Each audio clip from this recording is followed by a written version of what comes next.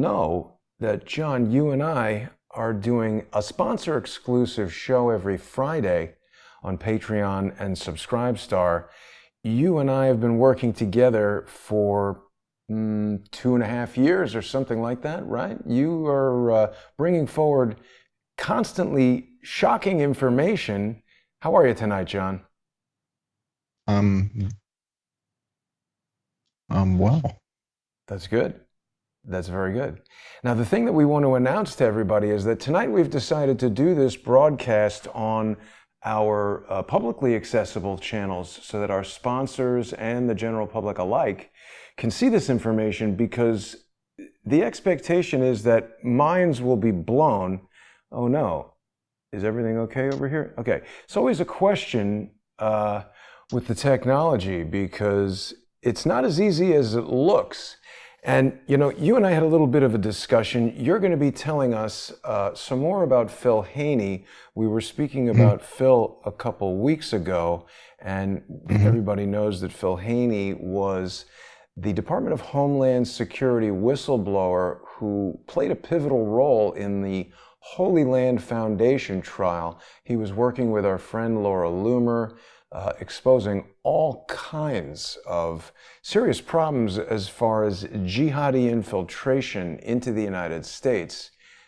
You've found something that you're going to be sharing with us. Why don't we get right to it, John? What have you got? sure. Well, I have been publishing videos over the course of the last couple of weeks, taking a look at the coronavirus impact in various countries in the world. I started looking across Asia because the virus began in Asia. And so if you look at my channel, I think you'll see maybe a video or two about coronavirus in Singapore. I think I did two of them about Singapore. I did one of them about Wuhan, taking a look at what did the lockdown look like in Wuhan. And again, like most of my research, I don't necessarily draw a conclusion from this. I'm just looking at what did it look like in Singapore, right?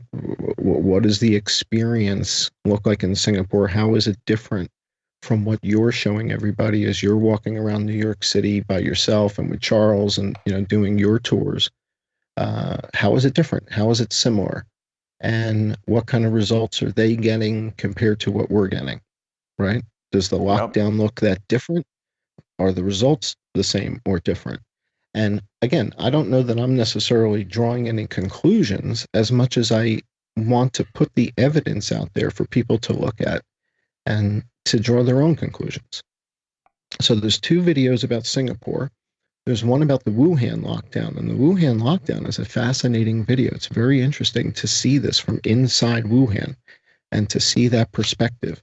You know, to what degree you think it might be propaganda or whatever, you know, draw the conclusion after you watch the video. But 1 month in Wuhan, COVID-19, 1 month in Wuhan, 35-minute look at what happened, and it only has 3,000 views.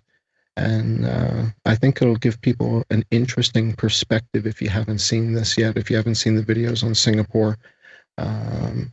Just what are they doing in these other countries, and is it working?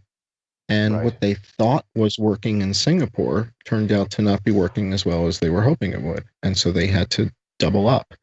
And so what I've been doing is looking at other countries. And since the last show that we did, since last week, I was looking at Vietnam and Cambodia and Laos and Thailand and Myanmar and Bangladesh and India. And as soon as I got to India, the spidey sense, right? Something hit. Uh-huh. Tablighi Jamaat. Now, I didn't know about Tablighi Jamaat until our paths crossed Phil Haney. Right. And I didn't know about it until you told me about it, because these are complicated stories with lots of details. Indeed. I was aware of Phil Haney, but learned quite a bit more about him when you and I did a show about Phil. I got to speaking with Laura Loomer after that. Phil Haney was killed. He was shot in the It chest appears with a that way. shotgun, right? Well, it was originally I'm not called a sure. I'm not sure suicide. about the weapon. I'm Yeah, not I'm sure not about the sure about weapon, the but it was a weapon. shot to the chest. And I did a couple of documentary videos about Phil Haney and his work and his death, and talked about, who he was investigating, what kind of claims he was putting forward. But at that time, that investigation and the coronavirus seemed worlds apart. What would one have to do with the other? What, Right. I would never have connected these dots. This was the work we were doing. In fact, if you look at the video, are we looking at the videos chronologically? I think we are, right? I guess. So these Phil Haney videos, if you click on, what was, pick one of the ones that I did and how long ago did I post it, right? What was the date? Well, we And that's got what we this were one's a working on month back then. ago. Yeah. Yeah. Yeah. So maybe a month, 6 weeks back, what have you. So that's what we were working on before we got to the coronavirus stuff. Yep. And the coronavirus sort of took all conversations on everything to coronavirus, right? For everybody everywhere. But we were talking about Phil Haney right before this. And I get to India, and basically what I do is I watch video in each of these countries. I download the video. So right now I've got an archive of Korea, Japan, Thailand, Vietnam, wait till you guys see what's happening in Indonesia. This is unbelievable. Let's show everybody this. It's just real interesting. Go to YouTube, type in Indonesia coronavirus ghosts. Indonesia coronavirus ghosts. And what is that going to bring up? You'll see. Pick one. NBC, Global News. Pick one. It's okay. Any of them. Village uses ghosts to scare people into staying home. Oh, wow. I mean, come on. Are people falling for that? Well, they literally look scared. They just fell down. They literally fell down. Wow. So this is the strategy. So this is the strategy in Indonesia, right? So if Dr. Fauci and Dr. Birx want to start looking for best practices, and they pick up the phone, they call Indonesia, what they're going to find is Indonesia has people dressing up as ghosts to scare people back into the house. And so that's one approach. Not necessarily the one that I would recommend if you were to ask for my recommendation, but that's one approach. And I'm watching these videos in different countries, and I'm looking at what they're doing in Japan. What's Prime Minister Abe doing? What are they doing in South Korea? What are they doing in Thailand? What are they doing in Vietnam? Vietnam, Cambodia, and Laos still have nobody dead. No one's reported dead. Right. So I'm not sure, but no one's reported dead in Vietnam, Cambodia, or Laos so far. So what we're looking at right now on the screen, this is a heat map of influenza in the United States. Now, we've been talking about this for a couple of weeks, haven't we? We've been talking about the influenza outbreak that's been going on simultaneously with COVID, haven't we? Absolutely. And, while you take that drink and before we get into the heat map, I just want to give people a little background about what's going on in this image that we created for today, because I think most people know I'm creating the artwork, and there's usually a conversation, but schedules are tight and everything. A lot of people may have noticed Bill Gates, Al-Walid bin Talal, this photograph of a young Indian girl who's obviously paralyzed, Al-Walid and Jamal Khashoggi. And when you told me about a possible Al-Qaeda connection, my thoughts immediately turned to the other connections that are part of this whole coronavirus outbreak. And this is not just whimsical stuff that I'm arriving at. The thing that is sort of unique about my position as the host of Crowdsource the Truth, it's like this hub and spoke wheel analogy where that's your role. That's your role. You and all the co-hosts and the viewers and everyone who's bringing information to us, you guys are the spokes, the wheel. I'm sitting at the hub. We can't. So if you look at, you've had Dr. Corsi on, you've had Kevin Shipp on, you've had, I mean, on and Charles on and on, right? Ortel, Mike Moore, Well, David Charles, yeah, yeah, Hawkins, the yeah, right. But Moriartys. we all, so let's call us the investigative journalists who are kind of part of your universe, your, your, I don't know what you want to Crowdsource the call it, truth but family. there you go. We can't possibly watch each other's show Correct. every week and do the research that we're doing. So that's why your role as the guy in the middle who is you're the only one who gets to watch every one of your shows. Not even anybody, there's no one in your audience who can really say, I've watched every single one of Jason's shows, but you have. Yeah. Jason has been there for every single Crowdsource the Truth show. So you pull it together. You're the glue. And you have heard things from David Hawkins, from Charles, from Kevin. I have not heard that stuff. Right. So and see, you that's have to where I bring can that. share that information with you guys. Right. And again, I'm not drawing a conclusion, but I'm pretty close to that. I mean, it's not like a conclusion that I could take into court, but I am very confident that Bill Gates and various people associated with his Bill and Melinda Gates Foundation and some of the other foundations that he has given grants to, made donations to, I think he knows a lot more about what's going on with this coronavirus outbreak than perhaps has come to light yet. Dr. Corsi presented information yesterday that I realized today was sent to me by another viewer last week, and I apologize to that viewer. As the hub, I'm being flooded with so much information, it's very, very difficult for me to keep up as one person. But I firmly believe that Bill Gates and his foundation need to be investigated thoroughly. And when you spoke to me about an Al-Qaeda connection, well, the first person I thought of when the idea of Bill Gates and the idea of Al-Qaeda smashed together in my head is Al-Walid bin Talal, close friend and business associate of Bill Gates. They co-own the Four Seasons Hotel together. There's a lot of conversation that you and I have had about the Four Seasons Hotel with regard to the Las Vegas shooting.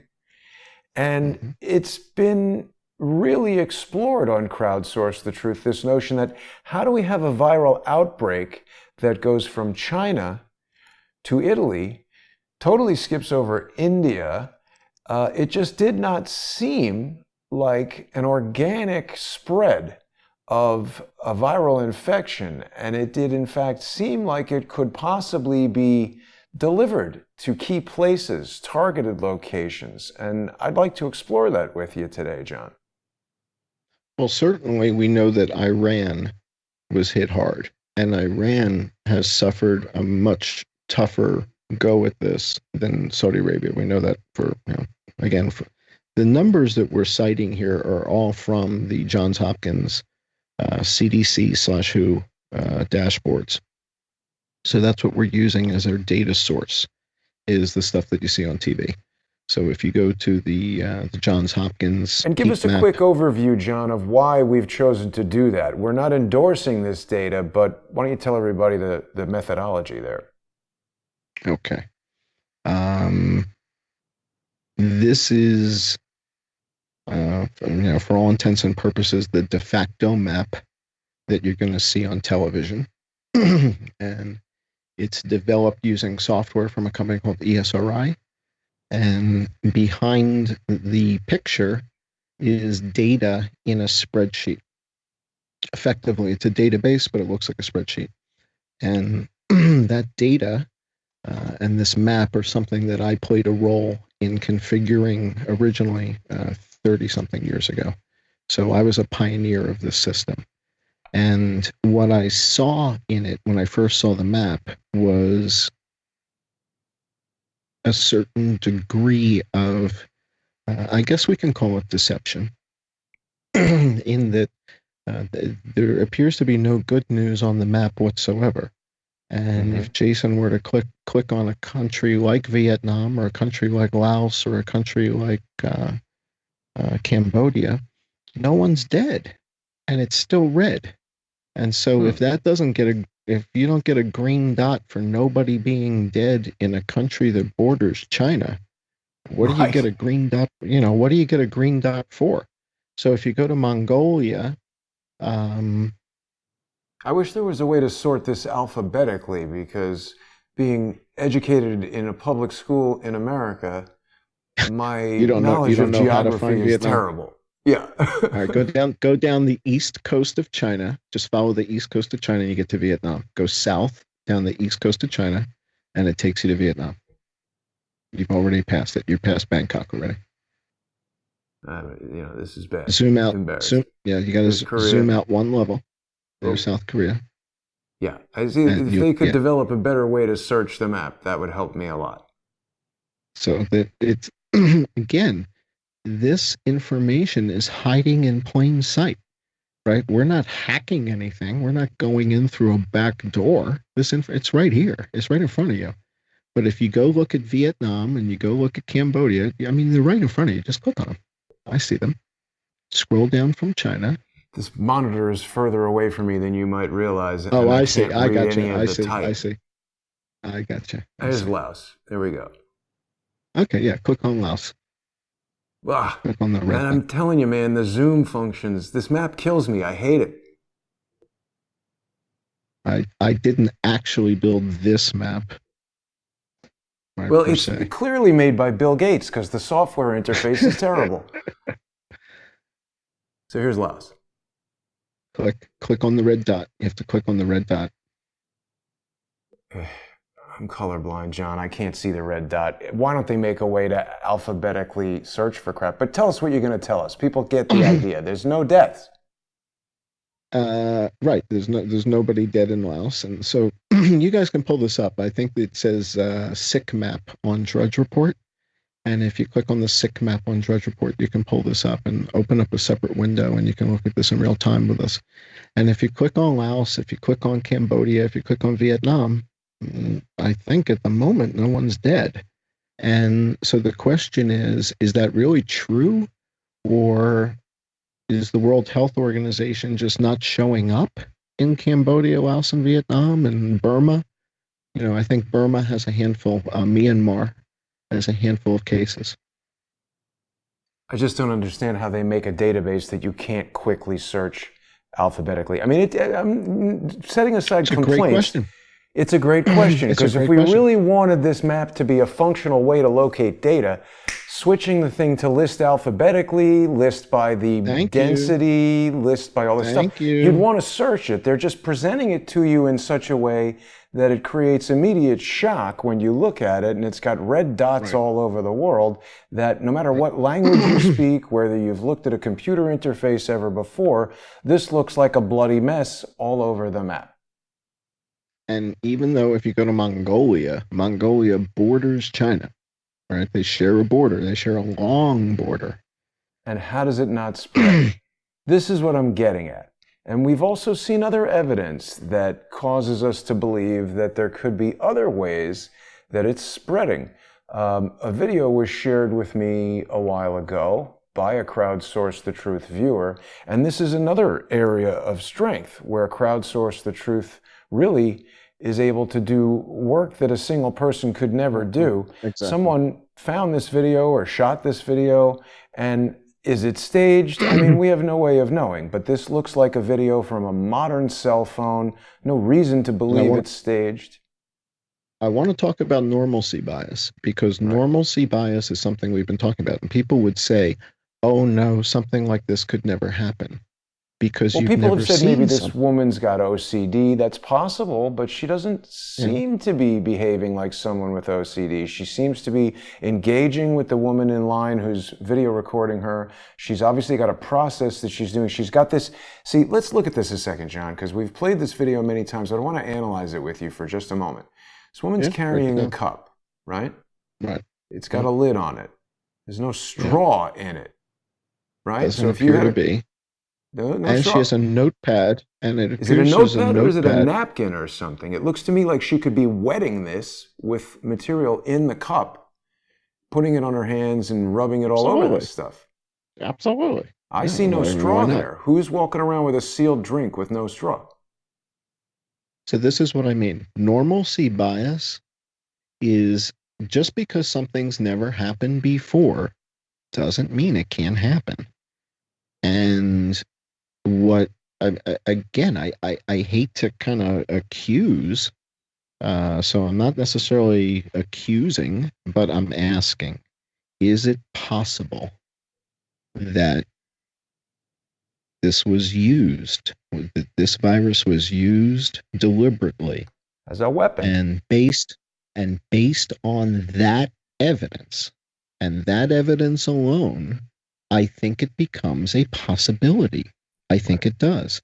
And I think it becomes a possibility that we have to consider and start asking, is there other similar evidence that would further bear that out? Right. And so to the audience, if you guys see anything like that, take your camera out and film it. That took a lot of guts for that woman to film it and then to confront that woman. And the fact that she kept going, right? By the way, one of the biases that I've never talked about is it's like a social acceptance bias. Right. People don't want a conflict like that. Exactly. People don't want to upset other people, right? And it's one of the reasons why, people like me who are somewhere on the autism spectrum, they just don't care about upsetting people. Right? They just don't care, right? It just doesn't matter to me. I just keep going and I keep looking at my numbers, right? That also happens if you live in New York. Yeah, I guess so. And the combination is a doozy, right? So I just don't care, right? And I insult people all the time in my comments, right? I'm nasty. I'm a nasty guy. You know what? I only insult people who come with insulting comments because there's just no tolerance for that. It's a waste of everybody's time. Exactly. We're here to examine evidence. And, again, one of the things that you and I have been talking about for the last 2.5 years is a different deductive and inductive reasoning. And the fact that we've had to resort to inductive reasoning in other cases that we have been investigating because they're not putting 52 cards on the table. They're putting 36 cards and then a whole bunch of marked cards that are half this and half that. And when that happens, you're not playing with all of the facts. And so when we don't have all the facts, we have to use inductive reasoning. And so I think, again, with this coronavirus, it's the same sort of thing. We're using the facts that we have. We have the evidence that we have, the data.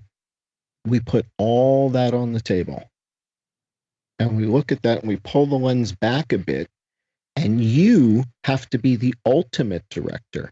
I'm shooting one set of scenes, right? Kevin's shooting another, right? David's shooting another set. Charles is shooting another set of scenes. You're the ultimate director. I don't know what they're shooting. It's a good analogy, and it's like a documentary director, because see, when you write a script and make a film, you know where you're going. But when you make a documentary, you just decide the subject. We're going to investigate corruption. We're going to investigate unsolved crimes, and you gather all your footage and you lay it out and you say, "Oh wow, look, this piece connects to this piece, connects to that." That is a very good analogy. And you see, John, as a result of that, you had to convince me. Remember that? You had to convince me to look at this. I thought it was normal. So the picture is starting to form in my mind, and my hypothesis is forming. It'll change as new evidence comes in, but I've already seen strong evidence that causes me to believe that what we are experiencing right now is a viral outbreak, but it's a man-made viral outbreak. And I believe that Bill Gates is a man who knows a lot about how it was made and how it was spread.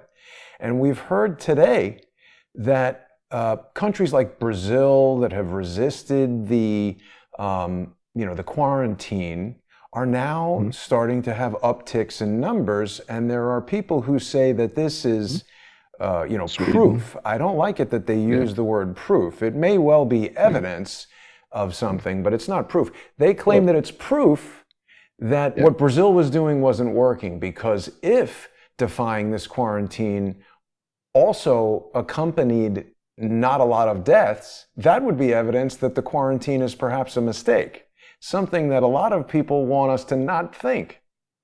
Yeah. Well, they want to continue this lockdown, and we'll go through the deck and you'll see how it's being managed here again versus managed elsewhere. And of course, look, at the end of the day, they just started testing in Brazil. They just started testing in Mexico. They just started testing in India, right? And I've been yelling about India, Pakistan, Bangladesh, Nigeria for weeks, for 4 weeks now, and saying, I don't see the who in these countries. These numbers are, if this is a real global pandemic, these numbers are impossible.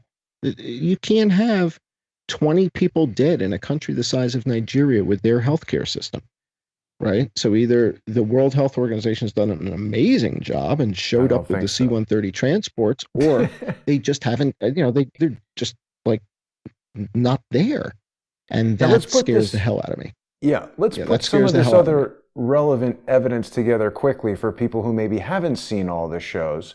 A Yeah. viewer of Crowdsource the Truth, who will keep anonymous for now, shared this information with me, and Dr. Corsi gave us a really detailed breakdown of it in his show yesterday that people can still see. He's talking about how these Indian scientists have very precisely located these elements of glycoprotein from the HIV-1 virus, which coincidentally are patented. And one of the 4 patent holders is Dr. Anthony Fauci. That's quite strange, if you ask me. And when we look at that in the context of Dr. Fauci insisting that we shouldn't be doing tests of therapies like hydroxychloroquine, well, why would a doctor say that? Why would he not want an immediate and rapid double-blind study and clinical study of I want to test my a understanding. known drug that's been prescribed for Yeah. decades, that's well tolerated, that's well understood? Why wouldn't he aggressively pursue a clinical trial of that concurrent with any development of a vaccine? He seems adamant about not going the whatever it is, not using the Yeah. therapy. He wants to drive hard to the hoop for a vaccine without animal Sure. trials, not Of course. tested, not well Of understood, course. seems dangerous. Of course. Of course they want a vaccine. That's where the money is. That's where the money is. I But disagree that it's I about money only.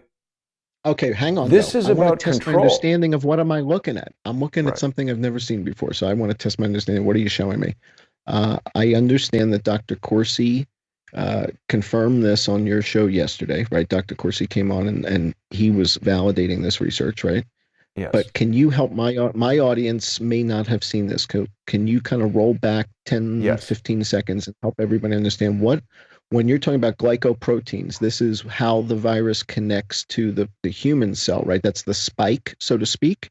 So Well, these I guys want are to. What I want patenting to the do is, spike.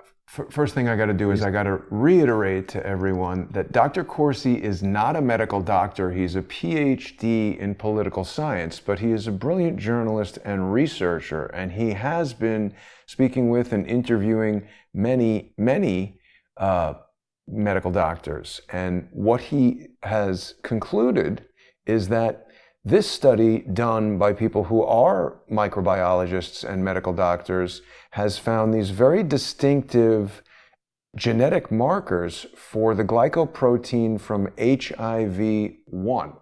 And that particular glycoprotein called GP20 is patented, or I want to make sure I'm saying this correctly because this is a complicated subject and I'm also not a medical doctor. So if I'm saying something incorrectly, I'm open to certainly being corrected. But the basic premise is Dr. Fauci, who is well known for his AIDS research, and a lot of people have a lot of questions for Dr. Fauci about some of the things that he's done in this AIDS research.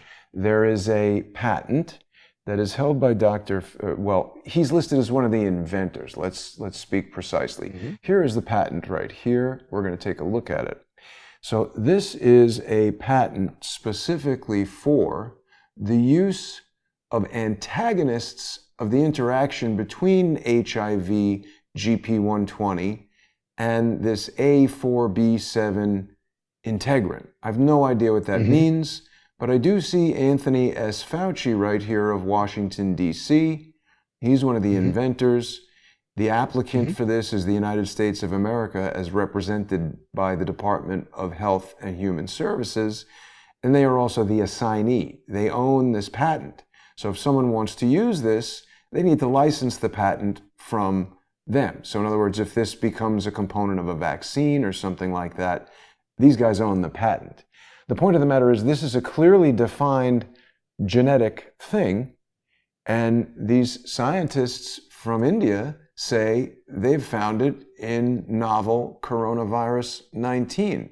And that's very curious to know, given that Dr. Fauci is so against anything other than a vaccine against this thing. Okay, so this, and I think, all right, so as soon as I hear that, to me, what that triggers, and it may trigger a different thought pattern for you and for the audience, but that takes me back to where we kind of started the story, which was in Winnipeg. Right. The Winnipeg lab is working with genetically manufactured HIV, coronavirus, et cetera, right? They're not going out into the wet markets and withdrawing coronavirus from bats. They're making it in the lab, right? So this takes us right back to the beginning of the story, which was last summer. This woman who is renowned, by the way, and so here's another huge irony. Remdesivir. Are you familiar with Remdesivir? It's another antiviral. Is now being talked about as a potential solution for this. She was one of the women, or one of the team, in fact, one of the key people, I believe, that developed Remdesivir, which is the antiviral that is used to cure Ebola. And it is incredibly effective against Ebola. And she was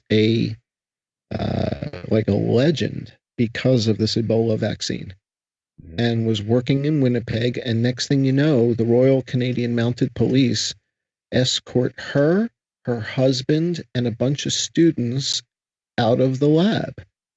And she's she been goes to back Wuhan, China. She's going back and forth, training scientists over there. That's her home base. That's her home lab, is Wuhan. So she's from the Wuhan lab, like on loan to Winnipeg, and has been working in Winnipeg. The Royal Canadian Mounted Police take her out of there with her husband and her students.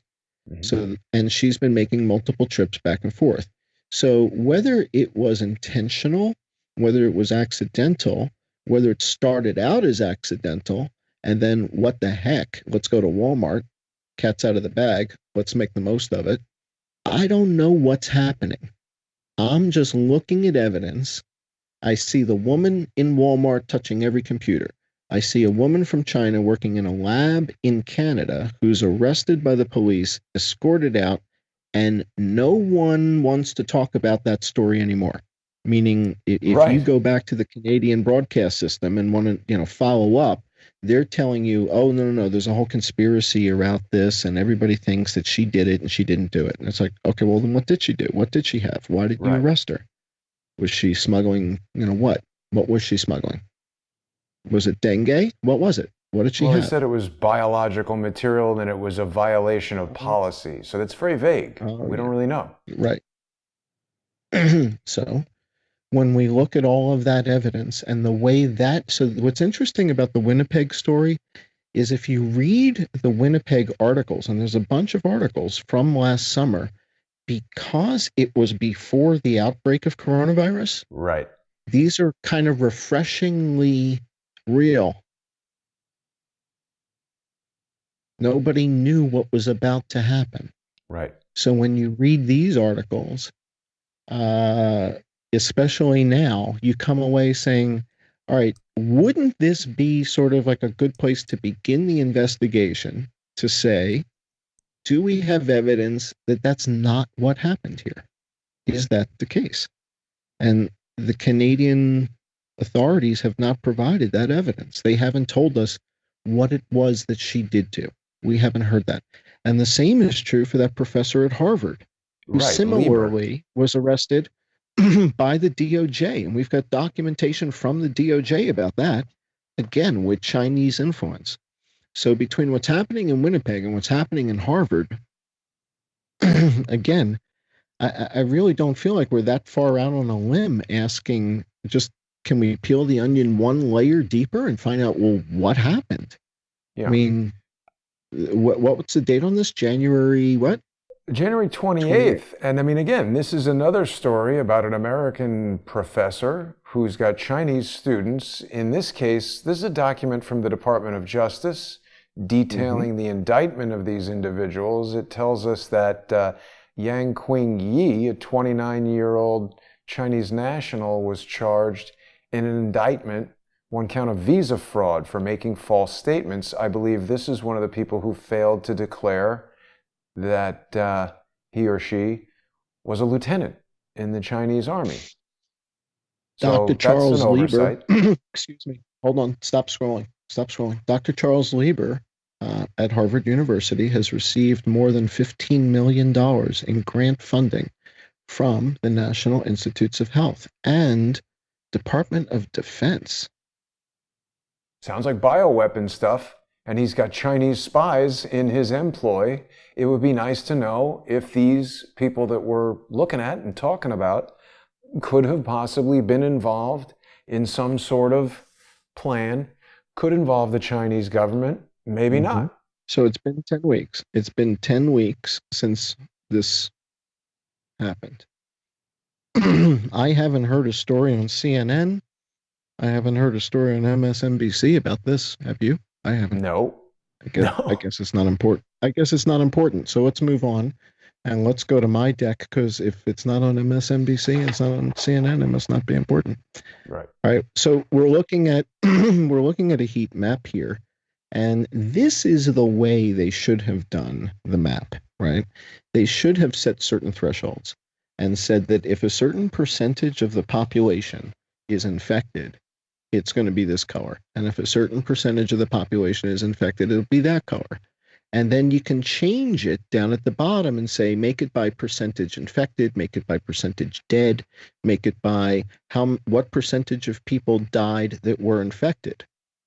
Right? So if 1% of the people we know were infected died, or 4% or 3%, and let's use the coloring to figure out where we're having problems, when we're having problems. So what this is a map of the last N weeks. This is influenza season 2019-2020 as per the CDC.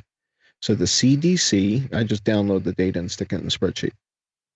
And this is by week. It begins in October. So week number 40 is the first week of October. And then it goes through. So week 52 is the last week of December. That's New Year's Eve week, right? So, and then week 1 is New Year's week. And right there you go.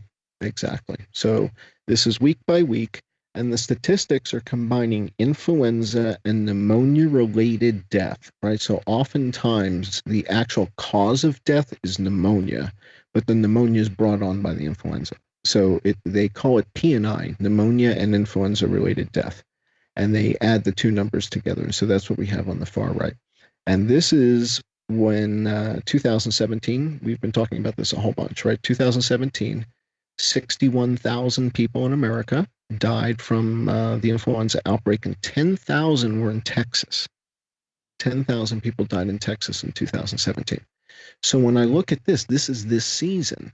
And what I did was I color-coded in either kind of light red or dark red when we start having more than 4,000 people a week dying from influenza.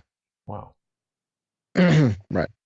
So well, if and it's the purpose, of course, John, is that at a glance you can get a rough idea of what's going on rather than just a mess of red that tells you nothing. Exactly. So, and that's the counterpoint. The counterpoint would be, what if I just colored the whole column red? What would that Tells tell you you? nothing. Nothing. Right. Right. So this is how it should be done, and this is called the heat map. And if you look at the bottom of the chart, you'll see that as of today, or as of a few hours ago, the influenza deaths, and this is just USA, so this is just the United States, roughly 105,000 people are dead from influenza, and about 34,000, a little more than that, from COVID. So that's where we stand right now. Now, again, 3 years ago, that number was 61,000. And the biggest number that I can find in history since the Spanish flu is 1968. 1968 was the Hong Kong flu outbreak. And I think that the numbers will bear out that about 100,000 people died in the United States in 1968 from the Hong Kong flu. This is the most since the Spanish flu that I can find. I could be wrong, and if somebody in the audience can show us a year where we had more than 1968, I would love to hear it. I could absolutely stand corrected. Absolutely could stand corrected. But right now, I can't find a year with more than 1968. So this is now the most people that have ever died since the Spanish flu in 1918, best I can tell. It's pretty interesting that we had all that flu death in 1968. What a tumultuous year. The murder of Robert Kennedy, the murder of Martin Luther King Jr. Lyndon Johnson was the president. Don't trust that guy at all. But that's a different story. So, okay. So let's go to the next slide. Let's go to the next slide because we want to wrap the show up in a reasonable amount of time tonight. Yeah. All right. So this is interesting. The Wall Street Journal is reporting that China has revised its reporting. Yeah. So which China basically instructs us that we should throw away any information from China, because if they can just revise it all of a sudden, then that's them telling us what they had before was totally false. Why should we trust this now? But I think it also opens the door, or it reopens the door. So in other words, so let's ask the Wall Street Journal. So the Wall Street Journal gets this update from China about Wuhan, right? And that the numbers in Wuhan were off by 50%. It wasn't 3,200, it's 4,500. Okay, that's the net. But where is the Wall Street Journal asking about the cities that we've heard of, like Hong Kong and Shanghai and Beijing? And are they off by 50%? Is that an unreasonable question to ask? Is Hong Kong, with 4 people dead, is that also off by 50%? Should we mark that up to 6?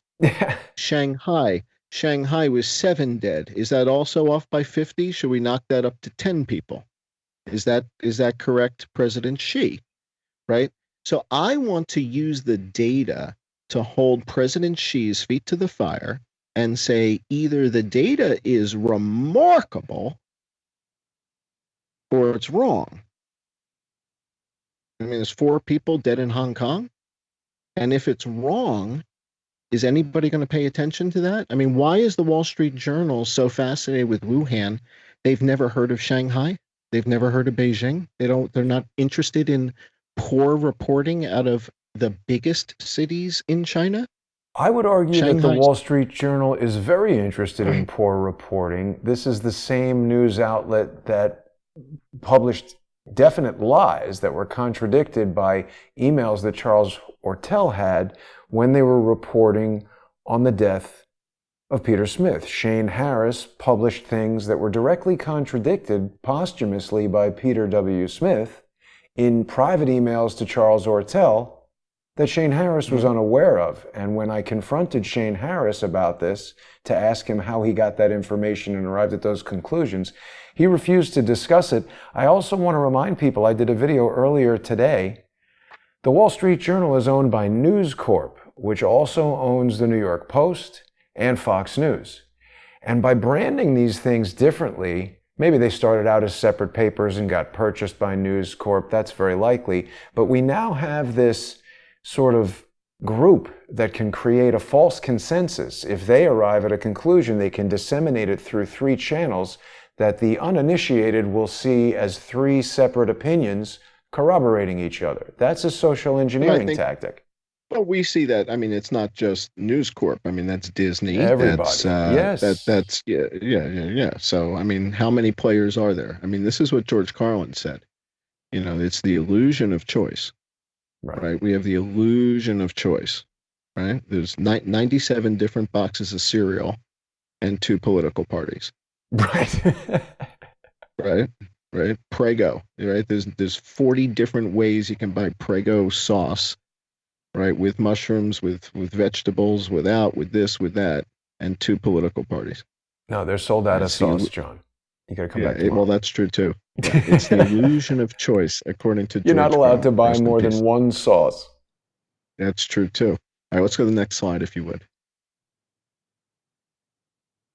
All right, so this is the Phil Haney thing. So as I was looking at all these other countries and archiving footage, I get to India, and I see this footage in India, and maybe we'll pull something up on YouTube. Maybe you can get one of the Indian TV news stations reporting on the Tablighi Jamaat arrests, because this is big. So for the audience that hasn't been listening in the past, or just kind of joining us recently, Phil Haney was a founding member of the Department of Homeland Security, and he was investigating a network of funding and enabling of terrorist type activities like the Pensacola shooting, as an example. He didn't necessarily connect the two, but I'm going to use that as just an example of an event that was carried out by Al Qaeda that may have had local support in the Pensacola area, right? So we had a Pensacola shooter. Al Qaeda takes credit. Did this guy have support at the local mosque, at the local coffee shops, right? Is there a community of Al Qaeda supporting these guys before they pull the trigger? And that's what Phil was investigating, and Phil's written a book about it. Phil testified in front of Congress, and then Phil was killed. I think it was in January 20th, I think. I could be wrong. That's But Phil remarkably was close murdered. to the timing of the outbreak when we look at it in retrospect. Exactly. So Phil was killed. Yeah, there's his book. Exactly. And he was getting ready to publish another book. And I think that's what may have triggered his murder, is might he have been on to the desire, the ability, the willingness to use a biological mechanism to spread fear. Because when we go look at the news stories coming out of India, it appears that the spread of this virus in India, 80% approximately, or at least that's my perspective having watched a couple of these, 80% of the cases in India are being linked to one Tablighi Jamaat event. And 80% of the cases in India are being linked to that event. So why don't we run this and see what she has to say? Oh, well, we're on YouTube, so we could get dinged for running it. And as we've been telling people, normally John and I are doing our show as a sponsor exclusive on Subscribestar and Patreon, but we can make commentary on this video as part of our fair use, but it's possible that this video will be removed if we show too much. All right, but you guys get the gist of it. So Maulana Saad is the head of Al Qaeda in India, which is called effectively Tablighi Jamaat, right? And if you remember the Sri Lanka bombing was exceptionally brutal, and the Tablighi Jamaat was behind that. And I mean, the Sri Lankan bombing, when the police went to the house of the guy who was behind it in Sri Lanka, the guy's wife blew herself up with the kids and took out a whole bunch of cops. Wow. I mean, these are ruthless people, ruthless killers. And you dig into that Sri Lankan bombing story, and then the aftermath when the cops went to the guy's house and how the wife blows herself up and the kids. It's just brutal. It's just brutal. So this is a rough organization. That's it. That's the event. So they have this event that takes place, and they're tracing something like 80% of the cases back to this event. They issued an all points bulletin. They wanted this guy, and they got him. So the head of Al Qaeda in India has been arrested in the last 24 hours.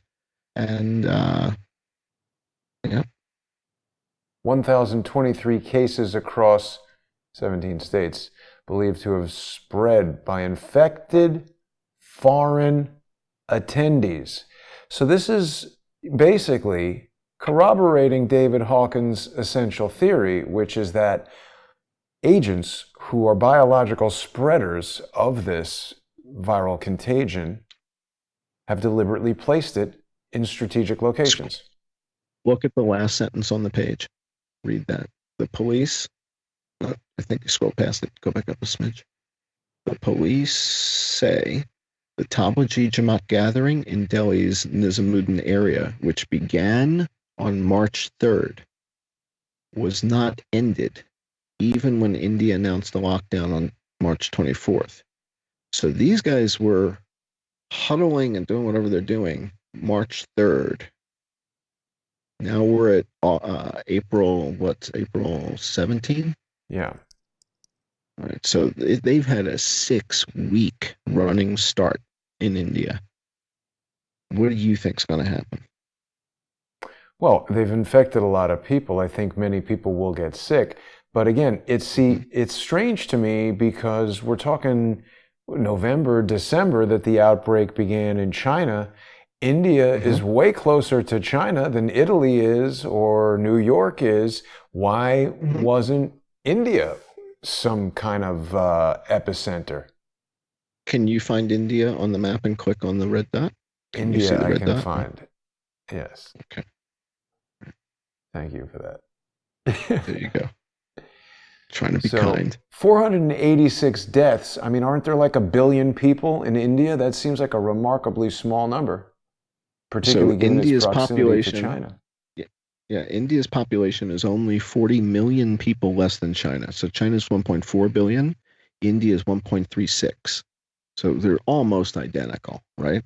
So 1.36 billion people in India, and it appears that there's fewer people dead in India than Nassau County, New York, exactly. Long Island. And when you're talking about 400 out of 1 billion, that is just almost incalculable. It's like a margin of error.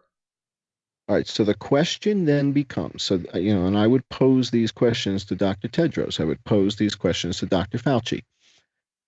Is that true? Like, are these numbers real, or are people dying in India, but they're just not getting tested? So there's plenty of people already dead, and there will be more dead, but we just don't know if it's COVID.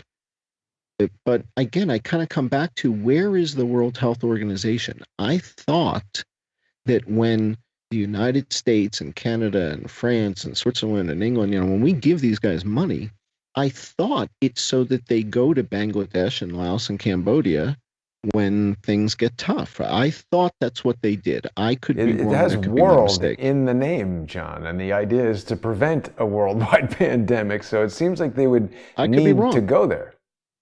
Maybe the Red Cross is the organization that should be running. I don't have all the answers. I just keep looking at this evidence, and I have to ask Dr. Tedros, did you already arrive in India and put this virus down? And what we're seeing on the map is the effect of just a remarkable World Health Organization reaction. Or are you not paying attention?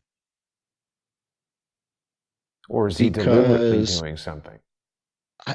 But Jason, based on the virulence that you're seeing, the numbers that are being reported in New York and New Jersey, in Louisiana, in Michigan, there is a certain virulent strain. Now, I don't know if we're seeing the same kind of virulence in California.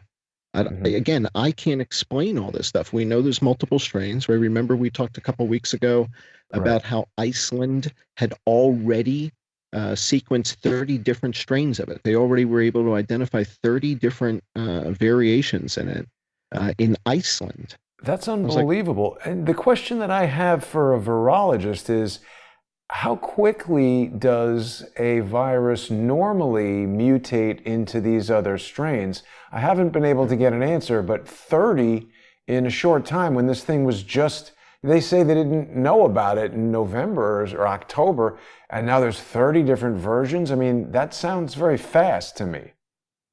Well, also, it's the irony that this tiny little island, Iceland, has as many people dead as Shanghai with 24.5 million people. Really?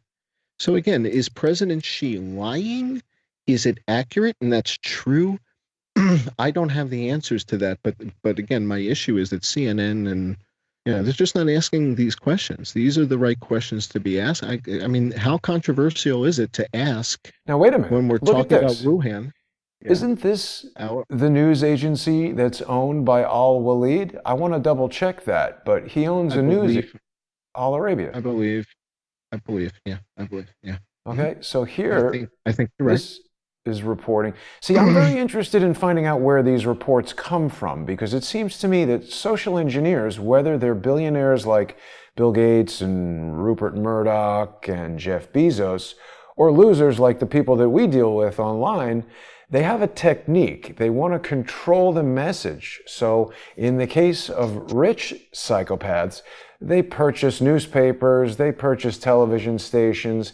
And John, this is a big reason why we've created our show in the format that we have. Because if some big billionaire came in here and was funding this operation, we'd obviously be answering to the concerns of the billionaire, to the concerns of the corporate sponsor, by having the individual viewers sponsor the show for extremely low amounts, $2 a month, something like this. We can eliminate any undue financial influence. So my question for Al Arabia, I would run this story down and I'd want to find out where they got the facts from. Because when I've been doing that with the New York Post and the Wall Street Journal and the Washington Post, they don't have very good answers. And people who watch Crowdsource the Truth have experienced that for themselves. Yeah, the mutation issue is, clearly a big issue. I think, in fact, Dr. Fauci brought it up and said it's going to make the vaccine a little trickier. And I think he spells trickier, more expensive. I Yeah. think that's how he spells it. I think that's how he spells it. So Evidence again, I that think the that this whole the coronavirus. whole thing about the vaccine is, to me, that looks like a money play. The power play, the control play that has me very upset is this notion I'm hearing out of Governor Cuomo, where you have to be tested and To go prove back you to don't work. have the virus to go back to work. I Right. mean, that sounds like a science fiction movie. It's like Logan's Run Part Two. It's what David You've got Icke would call the totalitarian tiptoe. They start out by scaring everybody into thinking that, if you walk outside in New York City right now without a mask on, as long as you're 6 feet away from everybody, you're in compliance with the recommendations or the orders or whatever. I don't know what the difference is between an order from the governor and the law, but it seems vague. And people are looking at you cross-eyed if you don't have the mask on. So this is the tiptoe. The next step is we've got a consensus among the stink eye people that if you haven't been vaccinated, we don't want to be around you. So yeah, let's get on board with forcing people to be vaccinated. And Bill Gates has the wonderful idea that if you insert an RFID chip in your hand that can record if you've been vaccinated or not, this is a great way for him to assure the other people around you that you're not sick. And, the next step, of course, that we've discussed is that without this chip, perhaps Governor Cuomo won't allow you to return to work, or maybe that's illegal for the governor to do, but perhaps a private company could make it their policy that they don't want you around. And if everybody starts doing this, maybe you can't get a job if you don't have this chip. Maybe American Airlines and United Airlines don't want you on their plane if you don't have this chip. Maybe you can't buy anything from Amazon.com or Whole Foods, or who knows? Again, what we're starting to see in China is social scoring, Right. where if you're a rabble rouser, you may not be able to get a seat on an airplane, They can record that in the right? chip. Oh, of course. And if they use blockchain, right? So if they use blockchain, which is It's what I would never use, going right? away. Well, and it's almost, if you use blockchain, it's recorded everywhere. So basically, every chip or all the data is everywhere. It's, that would be the way to do it. But it's scary. This is science fiction stuff. I mean, this is the stuff we grew up watching in the movies, that, these were the invasions in personal freedoms and privacies, that it was science fiction. And now these guys, because they can, think it's a good idea. And just because you can doesn't necessarily make it a good idea, right? Right. So, Well, it's not just science fiction. This was written about by Zbigniew Brzezinski. What was his book about technocracy? The future or something. What did he say? The world ahead or something like that. yeah, yeah. I'm not familiar with his book, but I'm Technocratic familiar with what he era. did in Between Two Afghanistan. Ages is the Zbigniew Brzezinski book. And I mean, Mm-hmm. this is a guy who was hanging out with, what's his name? The guy with the petrodollar, who's everybody's favorite consultant, Kissinger. He was good friends with Zbigniew Brzezinski. It's always interesting when these books are super expensive. They don't necessarily make it that easy for you to read it, but this is America's role in the technocratic era. It's remarkably similar, kind of, to the Project for a New American Century, which in retrospect seems prophetic. It called for an event like a modern Pearl Harbor to galvanize people so that we could introduce the Patriot Act, etc. But what we're looking at now is whatever happened with COVID-19, everybody sitting in their houses has been psychologically traumatized, caused to believe that if they go outside, they might get a deadly viral infection. They haven't worked for a month and a half. They've been crawling up the walls, probably getting on each other's nerves, hanging out in close quarters. You can't go out. You can't see your friends. You can't go to a restaurant. You can't go to the movies. Everybody's going broke. It's ridiculous.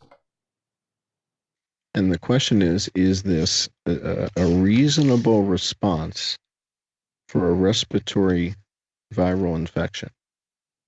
Is what we're seeing, the way the government is responding, is it consistent with what you would expect, given that we've got 105,000 people dead from influenza, and we're going absolutely kind of, I don't know, what kind of bonkers over 35,000 with COVID? We're, bringing out the National Guard. Well, the bigger issue, John, is that they're doing this in anticipation of projections made by people who now we have enough perspective to know that those projections were totally wrong. Just this morning, Andrew Cuomo gave a press conference where he is reinforcing the false belief that the numbers were right, but that the response was so great that now everything is much lower. In my mind, that's an inaccurate conclusion, or at very least, it's an unproven conclusion, because it seems equally likely that the initial projection was totally wrong. Andrew Cuomo has more people dead in New York than the entire country of China. What a great job. India. So as far as him doling out advice, he needs to be picking up the phone. He needs to be talking to somebody on Prime Minister Abe's staff, or somebody in South Korea, or, pick a country, New Zealand. I don't care. Pick a country that has done a reasonable job of suppressing this thing, and find out what are the best practices. Talk to 2 or 3 countries. What are the best practices?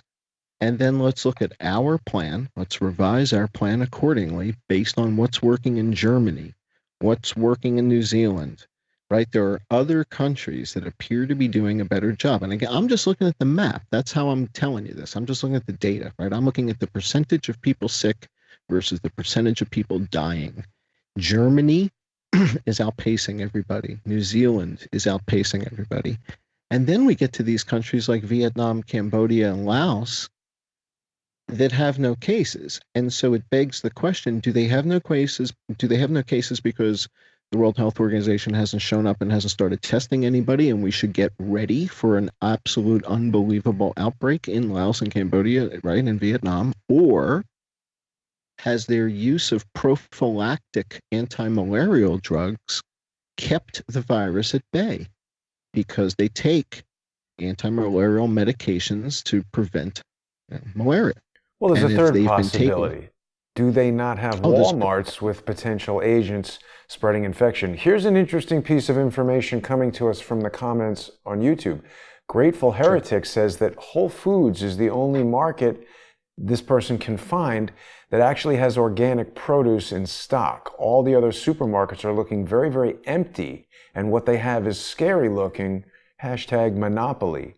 We know that Jeff Bezos, in the creation of Amazon, you can see it walking around New York City, has had a major, major impact on retail here in New York City. The rising cost of rent, the easy availability of virtually any product from Amazon.com. Radio Shack is totally out of business. If you need a DC to DC converter, if you need a resistor, one little $2 thing, you can't get that anymore. I can't tell you how many times I went down to Radio Shack and fixed some computer component with a surface mount thing. Can't do that anymore. And now they've bought Whole Foods, and here we have someone who is observing in their location that the other stores, all these organic farmers want to do business with Whole Foods, so they say, forget about you other stores. All right, so let's go to root cause analysis. Why does Wait, this sorry. One more happen? important thing we got to address, because Boomy54 brings up a good point. All the info is crap.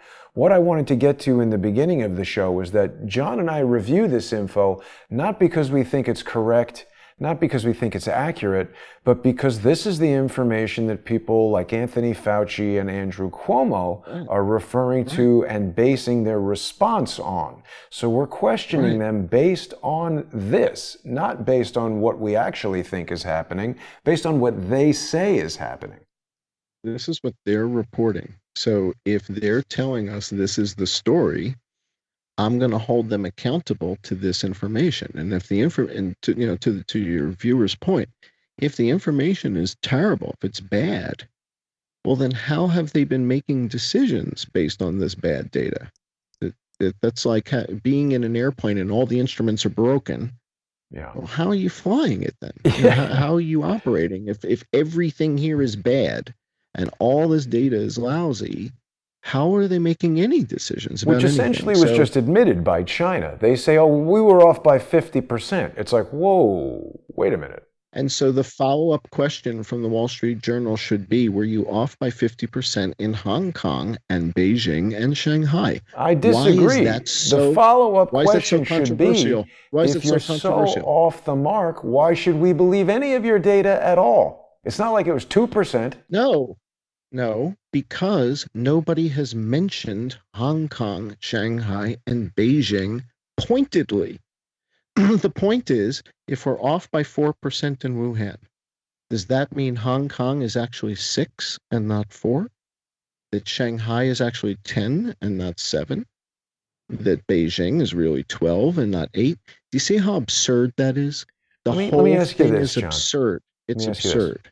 So if people trust Reuters, and Reuters is reporting that India is charging these, Tablighi Jamaat chief with homicide. That means they've done an investigation and they've determined that this guy has deliberately infected people. Homicide is murder. Culpable homicide. Absolutely. That's what I'm saying. This is a big story. This is like the head of Al-Qaeda in the Arabian Peninsula being captured. This is a big deal. This guy is a big character. He's the head of the Tablighi Jamaat. And they got him. Him. And Phil Haney, I got news for you. Phil Haney, this is what Phil Haney worked for. That this guy got captured. Right. Well, the question that I have is, if we have an authority saying that Tablighi Jamaat is guilty of homicide by deliberately infecting people with COVID-19, Right. Do we have a similar investigation coming in the United States? And will we start to determine that there are other people who perhaps knew about this and held Fantastic. key Great patents question. in genetic research that seem to be linked to this and own companies that are rapidly developing vaccines and recommending ways to track the population? I think that these are people of interest. I think we have found enough evidence to impanel a grand jury and ask these questions. I'm not saying these guys are guilty. I'm saying, where is the grand jury? Why is Bill Gates on TV rather than watching a TV in an orange jumpsuit in a rec room somewhere?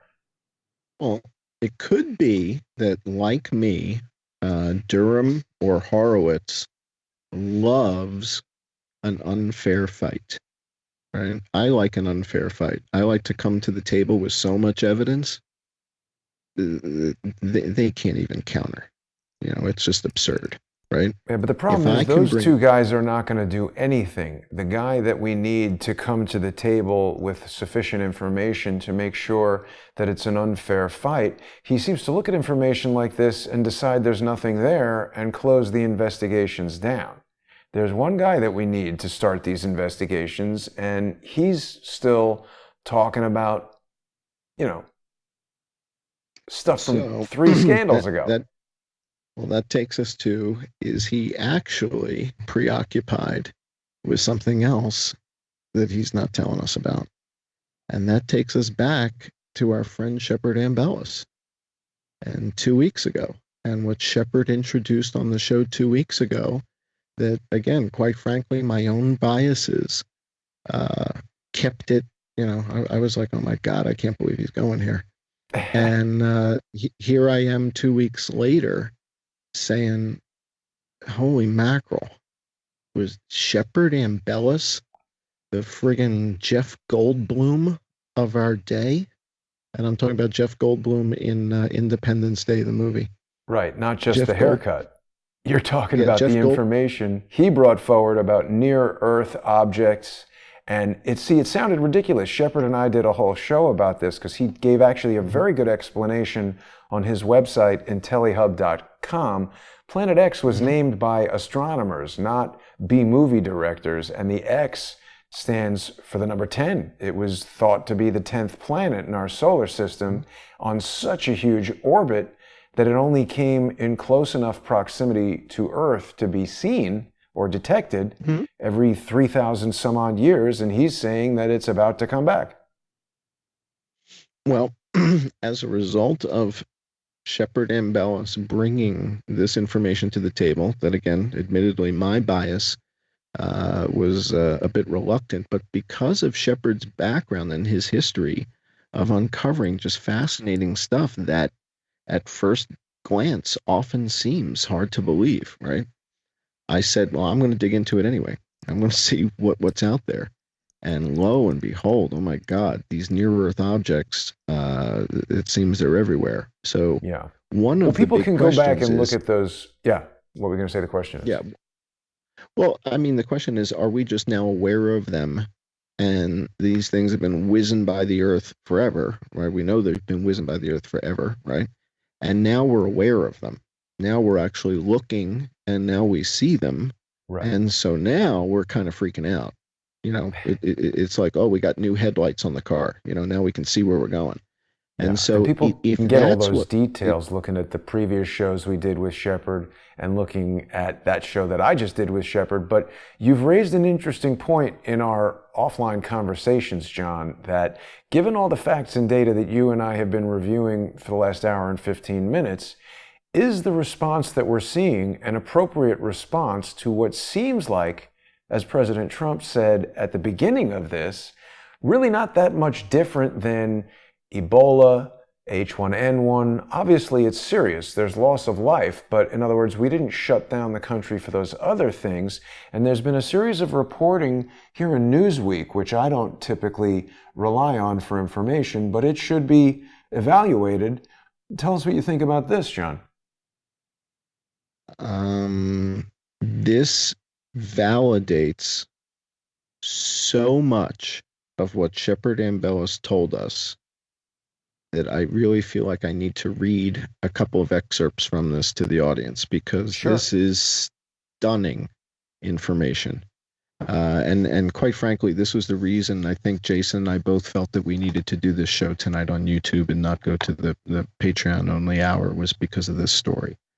So Shepard Ambellis came on the show, starts talking about, and I love Shepard. I think you love Shepard. I think a lot of the audience loves Shepard. Great guy. But yeah, he's awesome. And again, like I told you when we first had him on, Shepard put me on the map, right? You and Shepard, without the two of you guys, I'd have no subscribers, no viewers, or any of that. You two put my work on the map. And he comes to the table and starts talking about the Blue Kachina and Planet X. And I'm just like, what the hell is he talking about? And somebody take the vape from him. Yeah, and I'm thinking, there goes my audience, there goes all my credibility, right? So, but sure enough, I kind of put my bias in check, and I said, all right, that's damn, it's like, have you ever heard Steven Tyler talk about Joe Perry? Steven Tyler talks about Joe Perry like he's like Joe Perry's a really good guitar player. Steven Tyler talks about Joe Perry, like he's Jimmy Page, and Joe Perry is no Jimmy Page, right? But I feel that way about Shepard Ambellis. To me, Shepard Ambellis in this research stuff is just an absolute rock star. He finds amazing stuff. And when he came to us and said they've been mobilizing, and you and I are like, where? What the hell are you talking about? You're showing me a video of a bunch of tanks on the railroad tracks. When did that come from? That could be 1987 for all we know. Right. So. Oh, John, you froze. Oh, man. So we've been having this. Hang on one second. We're going to recover it here. So I've got a method now for recovering from this. Stand by, John. John, I think you can probably still hear us. Okay. Yes. So just stand by. We're going to need to do a quick restart here to get this back to the way we want it. And we're going to continue with the show. So don't go anywhere. People can't hear you very well, but there does seem to be perhaps a bug in the system that causes a crash on Skype. I don't know. A lot of people are going to presume that it's outside interference. Sorry, what's that? Standing by. Yeah. Okay, so you can keep talking. People can hear you in a reduced audio quality while we restart. Okay. All right, so this article was reported by Newsweek. And this Newsweek article, let me just start by reading it, and let's just see where we go with it. District of Columbia Mayor, so Washington, D.C. Mayor, Muriel Bowser yesterday ordered a 1-month extension of the state of emergency as cases in the region grow at a rapid pace. Federal officials in the nation's capital expect a New York-like epidemic in Washington, D.C., Maryland, and Virginia, one that could potentially cripple the government. No one wants to talk evacuation, says a senior military officer working on continuity of government planning. That's exactly what Shepard said. Absolutely. Now, John, stand by. I'm going to bring you back here. So just bear with me for 1 second, okay? Should I keep going? No, stop for just a second. We're going to bring you back in full audio quality. Stand by. I got you. Okay. Okay, so sorry about that, everybody. It's sometimes a little tricky to keep everything going, but luckily we've got a contingency here, and John will be back with us in just a moment. I see what happened. Okay, I know how I can repair that for future shows. Yeah, answer that. Okay, now we've got you back, John. Yeah. Is that good? That is good. Please continue. All righty. Wow, that was smooth. Yep. Okay. All right. So now I have an idea for how to make it even better. There we go. All right. Let's see what we've got here. A little-known military task force charged with evacuating Washington has already been activated. A task force charged with the most sensitive government mission of securing Washington in the face of attackers, foreign and domestic, and if necessary, moving White House and other key government offices to alternate locations. And again, I'm reading this Newsweek article, and I encourage the audience to read this later yourselves. Activated on March 16th, a month ago, the Joint Task Force National Capital Region, which is called the JTF-NCR, is chartered to defend Washington on land, in the air, and even on the waterfronts. Okay, let's keep going. Yep. I'm going to go down. Most immediate, the JTF-NCR is charged with facilitating continuity of government, particularly moving civil and military leaders to secret locations where the order given to evacuate the city. Ever since National Guard started to activate countrywide, Pentagon officials have insisted that men and women in uniform are not conducting secret missions and that they will not administer or enforce stay-at-home quarantines. The Pentagon has also rejected reports, including articles in Newsweek, about martial law or other extreme contingency plans, arguing that the Guard remains under strict control of state governors, while federal troops support civil agencies like FEMA. And yet, yeah. and I don't know yet if the that sounds very activation, good, though. well, exactly. And yet the activation of Joint Task Force National Capital Region, including almost 10,000 uniformed personnel to carry out its special orders, contradicts those assurances. JTF-NCR is not only real and operating, reporting directly to the Secretary of Defense for some of its mission, but some of its units are already on 24/7 alert, specially sequestered on military bases and kept out of coronavirus support duties to ensure their readiness. Let's keep going. This is getting interesting. Mm-hmm. A little further. Okay, on March 12th, families and friends gathered at Decatur, Illinois National Guard Armory to say goodbye. They're shipping out. All anyone would say was that two Black Hawk helicopter companies of the 106th Aviation Battalion, whoop, you scroll past what I was reading. Sorry. That's okay. 106th Aviation Battalion were headed to Fort Belvoir in the Northern Virginia suburbs of Washington. There, something big was a special assignment in support of Joint Task Force National Capital Region. Okay, so these guys are shipping out. Unlike other guardsmen activated under Title 32, under gubernatorial control but paid for by the federal government, the soldiers of the 106th were activated under Title 10 orders. This is different. Strict federal duty, as if they're going to Afghanistan or Iraq, except in this case, the battlefield is Washington, D.C. On that battlefield, the Illinois 106th Aviation Battalion's helicopters would be used to evacuate everyone from Army leaders to the White House.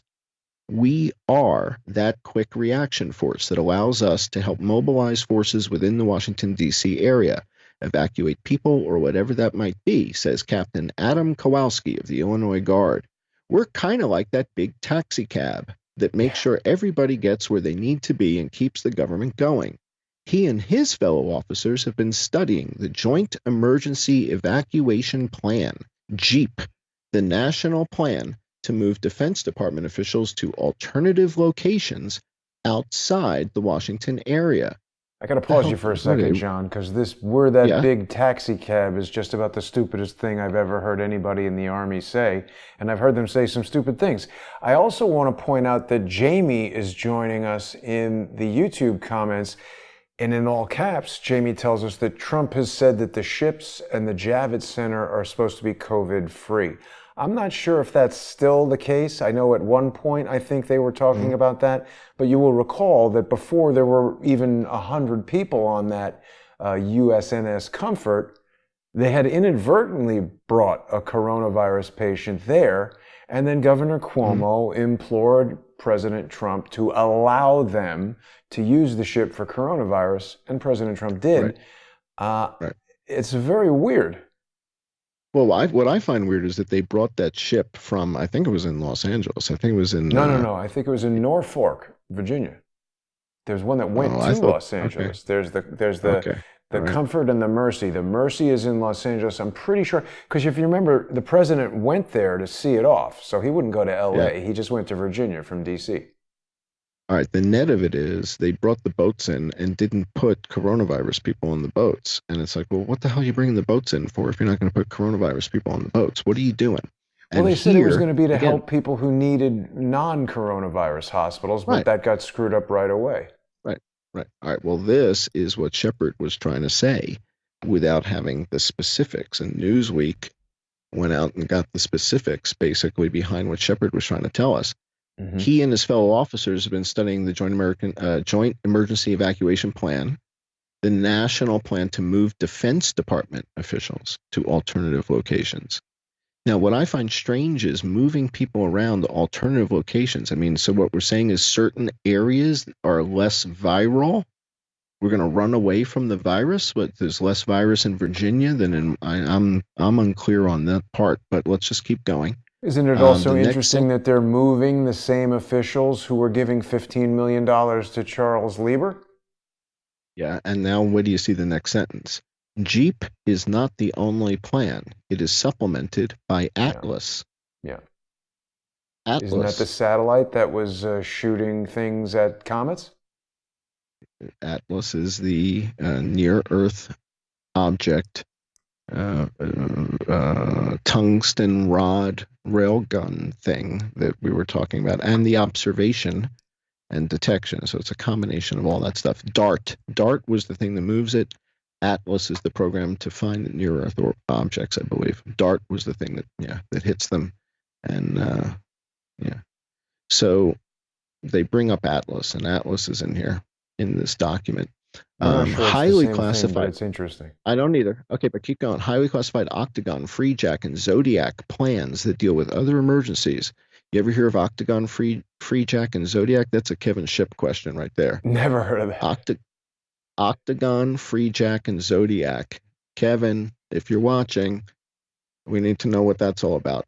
Plans that deal with other emergencies and the movement of the White House and other presidential successors. The March 16th order that activated JTF-NCR placed all this planning, here we go, under the command of Major General Omar Jones IV. In peacetime, the Army Major General commands the Military District of Washington, an Army unit known mostly for ceremonial and memorial expertise, providing the soldiers at Arlington, drum and fife, etc., etc., etc.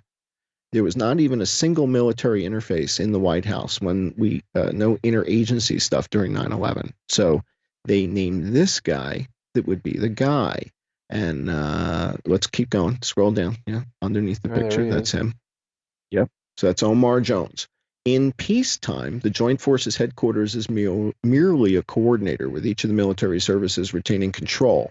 But once the Joint Task Force is activated, as it has been now, Shepard, operations and units shift to what the military calls operational command.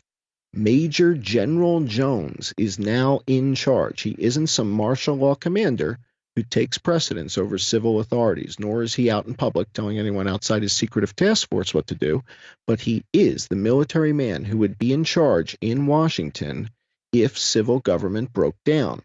General Jones's battlefield is defined in U.S. law as the National Capital Region, which includes the District of Columbia, Prince George and Montgomery counties in Maryland, Arlington, Fairfax, Loudoun, and Prince William counties in Virginia, all cities and towns, et cetera, et cetera, et cetera. The Pentagon plan for the Joint Task Force operations says that the NCR houses, listen to this, all three branches of the federal government. Mm. Let me repeat that.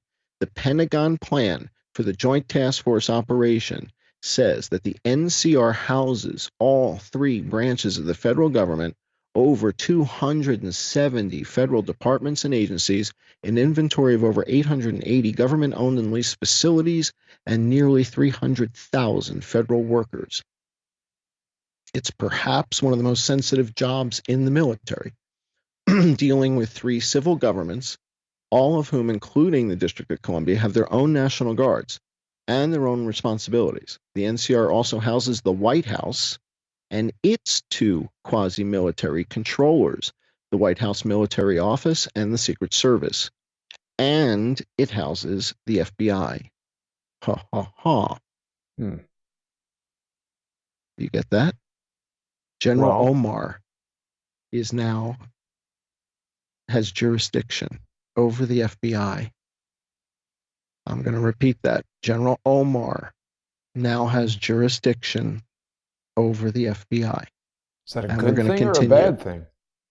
It's a different thing. It's different than anything anybody is aware of until now. Until they read this Newsweek article, who's reporting this? Why doesn't CNN report the news anymore? Because Zucker's obsessed with impeaching the president, so they just don't do news, right? MSNBC doesn't do news, and that's Bill Gates, right? That's Microsoft. Mm-hmm. They don't report this.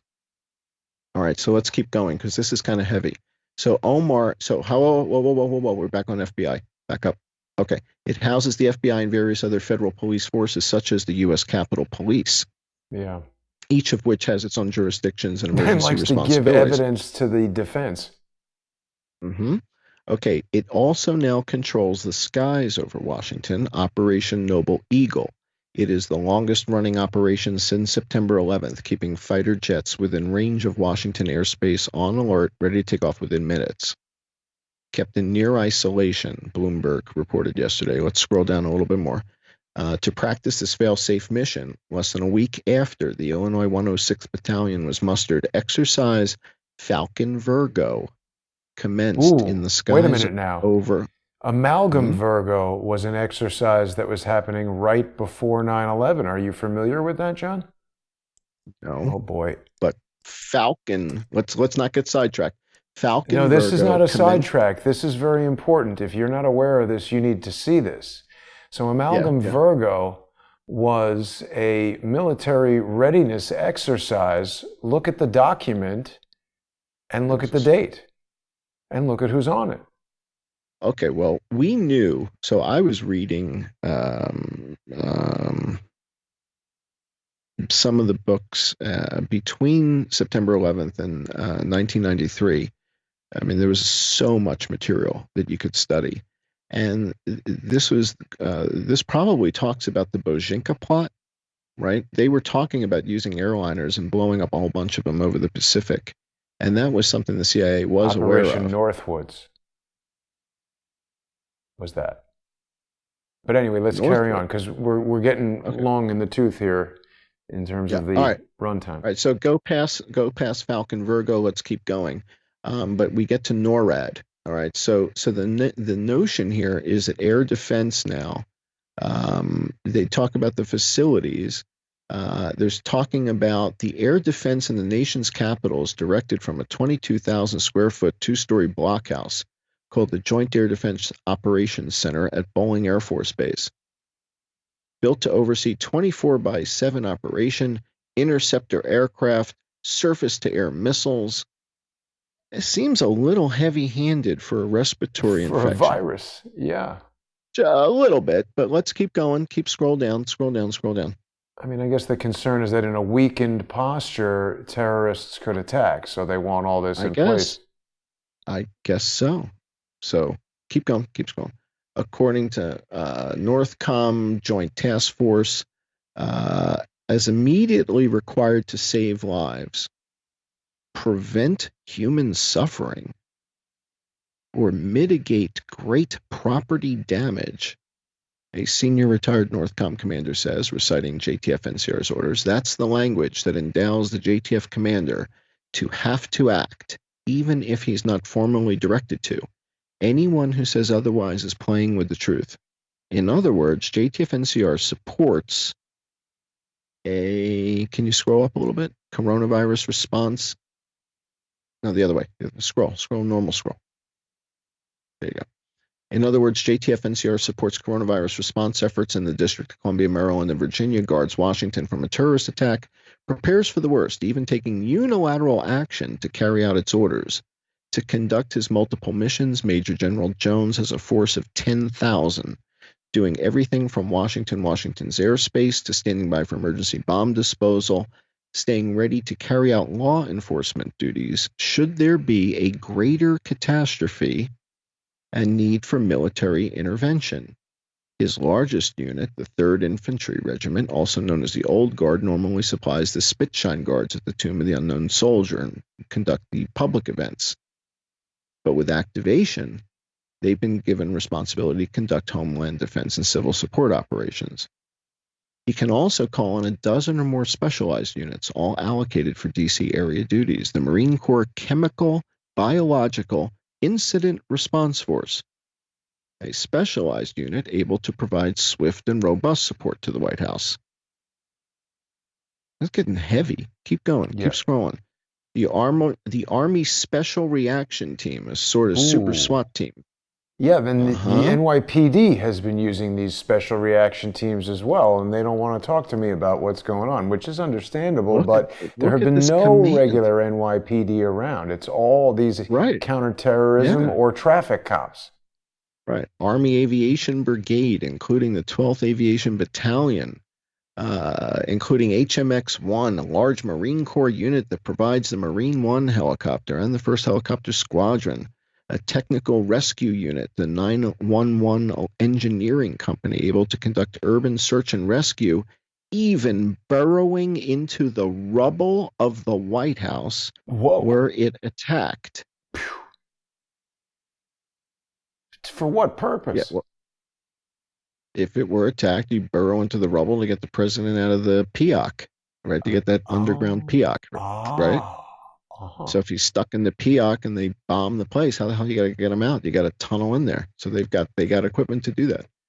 So I don't know. I want the audience to go read this. It says he's got over 100 helicopters, continuity of government, marshaling point of embarkation should the continuity of government condition change. Shepard told us all this. Yep. And everybody kind of, I won't say everybody, but a lot of people mocked him.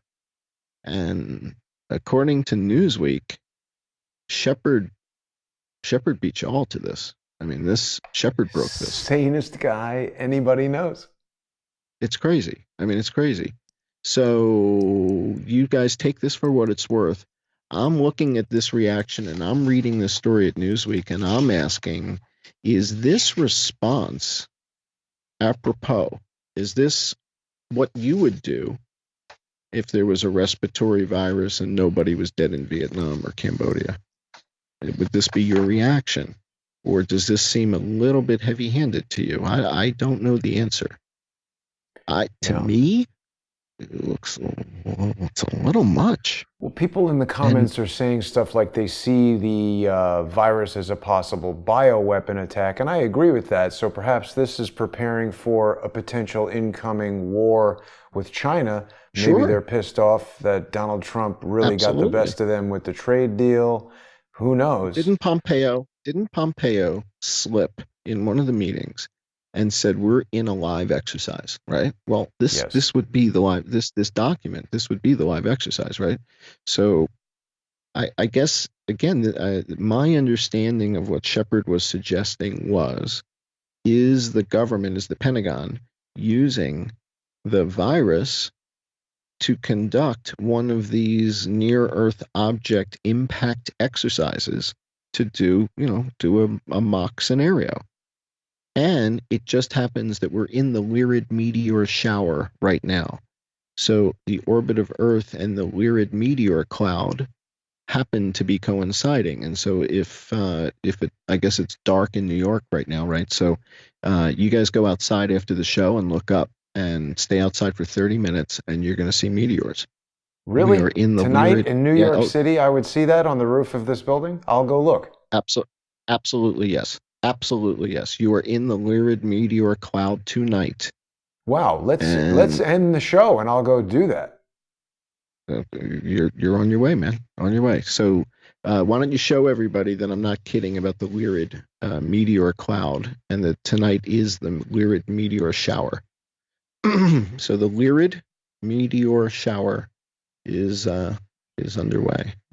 I think you just passed it, actually. Just go back 1 or 2 pages. Let's see it. Yep, Lyrid meteor shower. When and where to see it? Late April, April 16th, April 30th, streaking across the sky. No, it's the 17th. So you're in there. Today. The Lyrid meteors streak across the sky between April. Oh, got it. See, you got to read the instructions. I think I need to get a better camera to see that, though. There you go. There you go. So we're in it. We're in the meteor, and again, and we've got a whole bunch of near-Earth objects, and we're in the midst of it. So goodness knows what's going on. Well, John, it's been another great report, man. I have to say, you're bringing forward a lot of excellent evidence and information for people who are seeing John for the first time. Every Friday, John and I are doing a sponsor-exclusive show. People can watch it by becoming sponsors on subscribestar.com/IamJohnCullen or patreon.com/IamJohnCullen. Of course, sponsors of Crowdsource the Truth can also see the show on subscribestar.com/crowdsourcethetruth and patreon.com/crowdsourcethetruth. It's really important that viewers become sponsors. We can't keep doing these shows without your support. And I want to thank all of the generous Patreon and Subscribestar sponsors who have made this show possible. I thank everybody for watching. Please like and share this video and subscribe to the John E. Hoover YouTube channel. If you haven't already, you can go back and review all of John's work on the Las Vegas shooting, on this coronavirus investigation, and you can Phil Haney, subscribed. Phil Haney, of course. Haney, John's done extensive work, and I hope that people will subscribe. Also, I want to take a second and just thank not just the Patreon and Subscribestar subscribers, but there have been a number of patrons out there that have really gone the extra mile and are contributing well above the minimum amount. And I just want to take a moment to say thank you, because that really does move the needle. So for those of you who've been contributing at these higher levels, it's thank you very much, and I'll leave it at that. Greatly appreciated, absolutely. Yeah, exactly. All right. Well, we'll be back next week, John, and wishing you a good weekend, and same to everybody who is watching. Thanks for tuning in. We'll see you soon.